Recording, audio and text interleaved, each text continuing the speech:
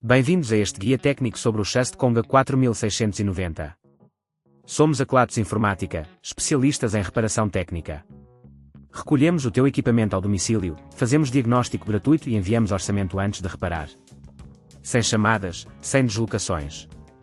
Estamos localizados na Cal Joaquim Maria Lopes 26, Madrid. Cómodo, transparente e profissional. Link na descrição. Se o teu Chust Conga 4690 está a fazer barulho enquanto limpa, pode ser um sinal de que algo não está bem. Este barulho pode ser causado por detritos acumulados nos componentes internos ou por um desgaste nos mecanismos de limpeza. Se não resolveres o problema a tempo, poderás danificar ainda mais o equipamento, levando a reparações mais caras. Para esta reparação, precisaremos de algumas ferramentas básicas como uma chave de fendas, uma pinça, um pano limpo, possivelmente, um pouco de lubrificante específico para dispositivos eletrónicos. Começamos por abrir o Chust Conga 4690 com cuidado. Desliga o equipamento e utiliza a chave de fendas para remover os parafusos do painel traseiro.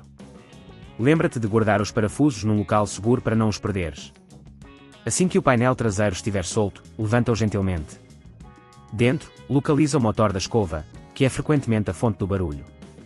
Verifica se há detritos, como cabelos ou poeira, que possam estar a obstruir o motor. Se encontrares algo, usa a pinça para removê-lo. Se o motor estiver danificado, terás de substituí-lo. Para isso, desconecta os cabos, tomando cuidado para não danificar os componentes adjacentes.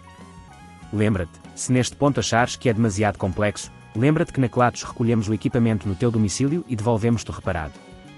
Depois de substituir o motor, reconecta os cabos corretamente e aplica um pouco de lubrificante nas partes móveis do motor para garantir um funcionamento suave. Agora, coloca o painel traseiro novamente no lugar e aperta os parafusos com a chave de fendas, mas não os apertes em demasia para evitar danificar o plástico. Por fim, liga o Chust Conga 4690 e faz um teste para garantir que o barulho desapareceu. Se tudo estiver a funcionar bem, já estás pronto para limpar sem preocupações.